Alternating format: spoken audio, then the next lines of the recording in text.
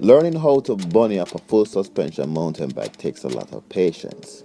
Because once you pull back trying to loop that manual, what you realize that the suspension will begin to compress. And as you slide your body forward, allowing your handlebars to hit your thighs, that suspension will decompress and it will send you into a very small bunny hop.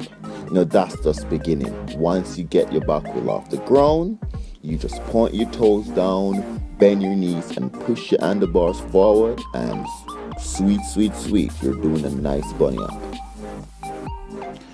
I hope this video helped you get you closer to your dream of doing bunny up on your full suspension mountain bike. Remember, practice makes perfect. If you use this technique, you'll be at least get the basic down within a day. So until next time, stay rad, stay wild, and stay awesome. Peace.